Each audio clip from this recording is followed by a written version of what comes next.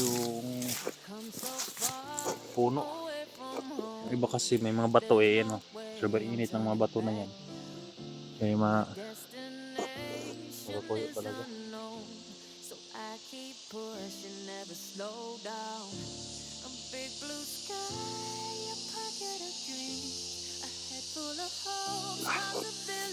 Silong mga guys, grabe init dito.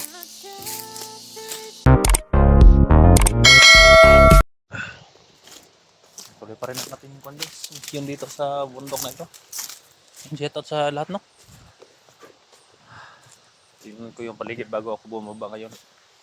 Para pagbalik na bukas, wala na ang mga bandido dito. Ayan, shout out kay Trinity, shout out. Ayan. At hindi daw, shout out siya dyan. Ayan, Danay Bonaflor, kay Diling na ina. Mamiyan yan, shout out siya dyan. Ang Valerio, shout out siya dyan, no? Ayan, sa lahat naman sila supportan natin, paring buga rin. Maring Sosya Dinoy. Ayan. Sa lahat ng mari-pari ko dyan, shout out sinong lahat, no? Mga silent viewer. Ayan, shout out sinong lahat. Sobrang init piso dito ako dumaan sa walang init. Ayan, shout out, no? Iba sa casino dahil nagdala ko ng listahan sa mga isa-shout out sa ngayon. Wala kong nadala dahil wala yung nababasa sa ulan sa una. Ngayon wala na. Kaya shout out lang sa lahat guys, no? Manonood sa video na ito.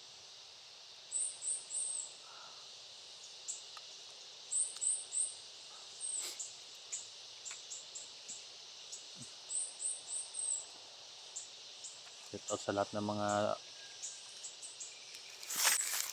nagsishare sa aking mga video. Si Edmond Balsi, palaging nagsishare yan.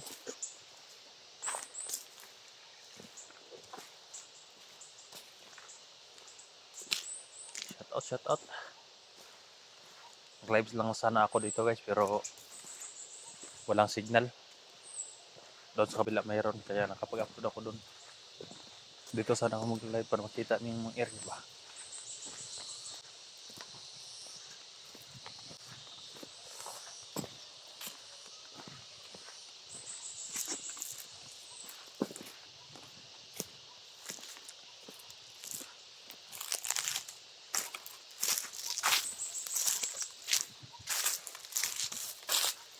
Pinaikot-ikot ko ulit dito guys yung may mga bahay guys, no? Tulad dyan, no, dahil katago lang yung mga hype na naghanap ng simpo.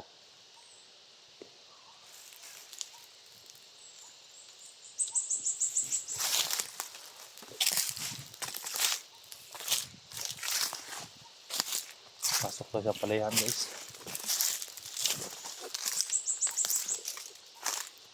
Wala na mga malalaking bunga.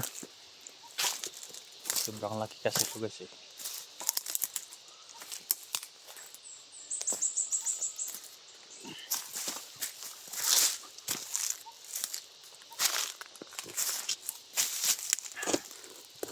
Yan, shout out sa lahat guys, no?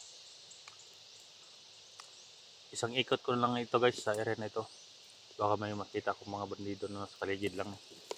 Tapos bababa na ako. Namimitas ako ng kahit kunti na ang palaya didalhin ko para ulam sa aking mga alaga at talong. Ayan, tinan nyo. Lagi kasi yan guys. Ayan.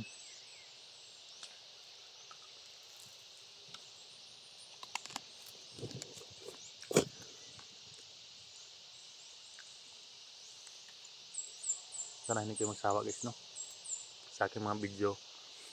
Kahit ganito wala tayong intense. Sana sa no escape guys advice, no? Sana makakuta ako ngayon ng 6 to 7,000, no? Ngayon na buwan dahil malapit na yung mag-cut off eh. Tapos hindi pa ako nakakuta, baka hindi tayo makasahod.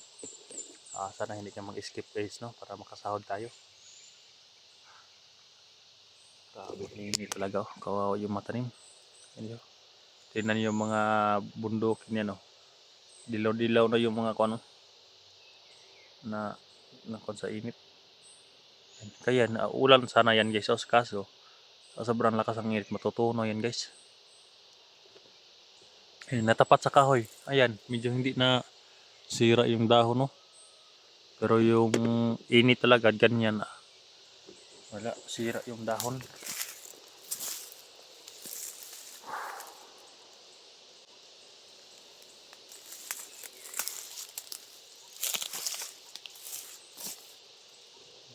Marami pa mga maliliit yeso na bunga.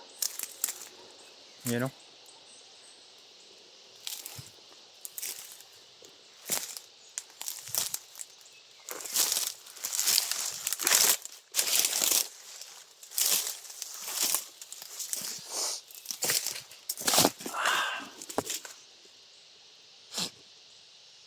Hindi na tumawag sa radyo yung hayop na ligaya. Ano, kawawa talaga yung talong eh. And doon, may talong din doon guys, ayan, no? Medyo namatay na. Okay lang no, ang palaya guys, dahil yung, ayan, no, namamatay na yung kahing iba. Yung palaya dahil nasa ilalim yung puno niya, hindi masyadong makita ng init. Hindi minsan natutuyo dahil okay sana kung nagpang-abot na itong mga, ayun, ang mga dulo nila. Ano yung talbos nila. Hindi na to masyadong mainitan yung puno nila, punuan ba. Iba yung gulay, yung iba ng mga talong. Sintro kasi sa sintro kasi sa lupa yung init kaya natutuyo yung iba. Sobrang laki yung palihan na ito.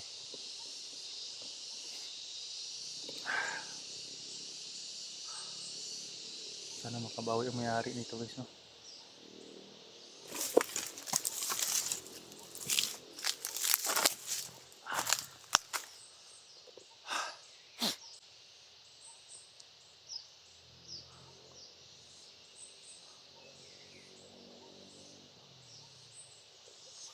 Ay, napuro kaya na namamatay oh. Ayan oh. Ayan, naninilaw. Sayang.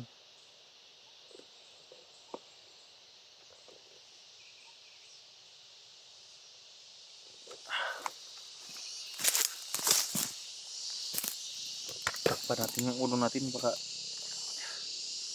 matutuyo to sa init.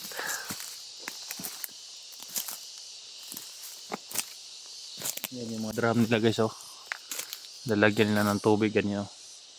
Yan mga drum nila oh. Yan, 3 drum yan yung mga blue. Ayan oh.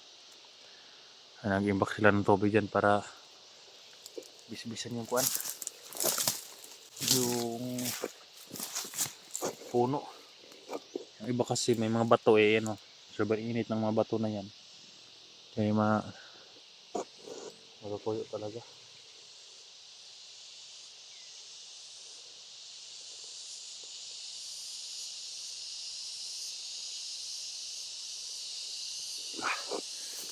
Silong mga guys, grabe init dito.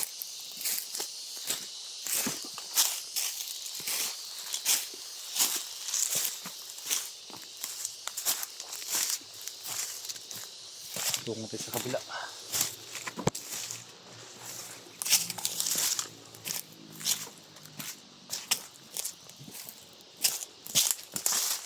Grabe init.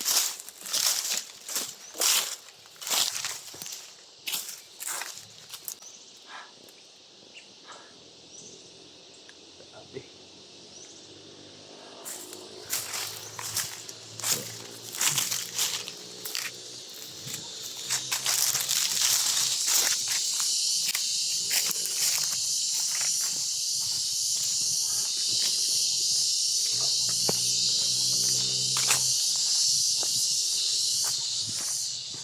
Yes, hindi naman uminit yung agiman to guys, no?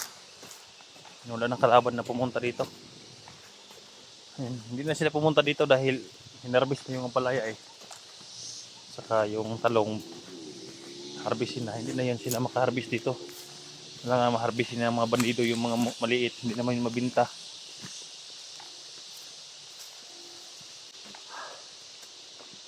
Ayun. Kanina mag-process ng palaya guys oh. Nilalagyan talaga ng ganito. Dahil kapag walang mga banting ng ganito, ako malulos no, madadapa to sa sobrang bigat. Ayun oh, may mga kwan nilalagay doon, mga tali.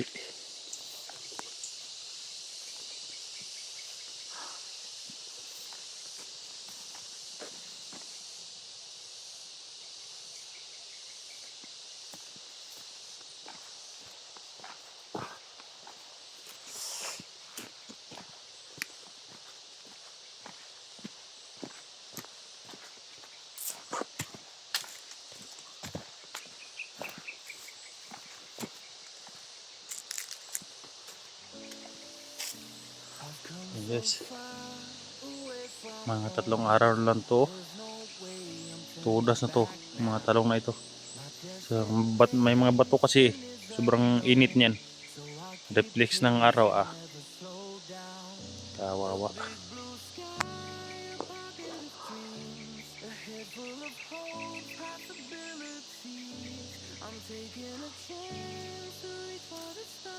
Nandito man ako guys. Nagkumuha pa ako ng talong para kakainin. Guys. Ayun guys. So, labo na ito mga kuwan guys. Ayan ito. Ito nakalaki. Wala na to guys no. Matanda na siya pero maliit pa rin. Yan, iba na yung kulay guys. Oh. Yan, iba na yung kulay. Yan. Hindi na ito na malaki. Hindi na ito mabinta guys. So, sobrang init. Tumanda siya. Hindi na lumaki. Hindi na siya na ganito ba. Oh. Ganyan oh. Yan.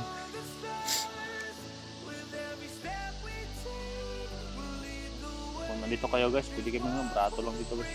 Mura lang. Hindi sila katulad sa ganyan sa inyo. Ang mahal dyan sa inyo guys no. Marami sana ng bunga.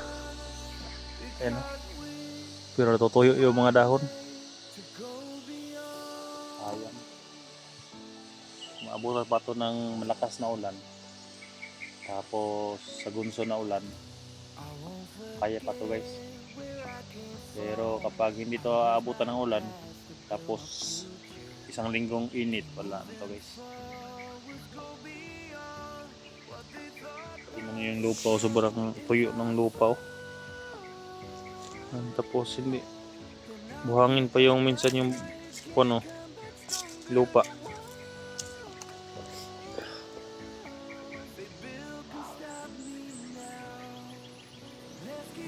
Yan yung mga stick na yan guys. Yung mga stick na yan gamit yan sa dito. Lalagyan to ng tali para hindi matumba pero init niya yon. Hindi pa alam ng kasi ni tatay. Nag-usap kami kanina. Hindi pa alam niya kung makasurvive ba ito kaya hindi muna nila nilagyan ng kawayan para lagyan ng tali nito dahil hindi nila alam kung kailan ulan. Muulan daw tapos makarecover to lalagyan daw nila ng tali. Sana ulan no. So, yung mga magtatanim kaya ako hindi ako nagtatanim guys ngayon dahil magdadalawang buwan na yung init. Nako, sayang lang yung pagod lang talaga ngayon.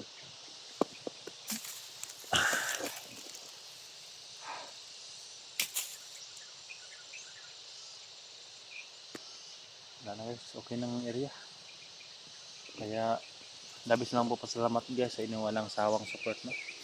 Sa mga solid supporter sa viewer natin kaya lagi sumakit yung ulo ko guys.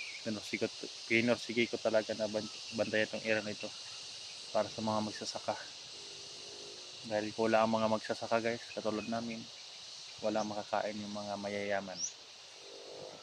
Minsan minumura, minamaliit pa kami mga mahirap pero sa totoo lang guys kami ang nagpapakain ng mga mayayaman katulad ngayon magtatanim yung mga mahirap dito bibilihin lang ng mura tapos yung may mga mayayaman ang bumibili ang mura tapos ibibenta nila ng mahal sa iba. Hindi nila hindi nila ramdam yung kahirapan naming mga magsasaka kung gaano kainit yung mga trabaho. Buti sila bumili lang sila tapos malaki yung patong nila.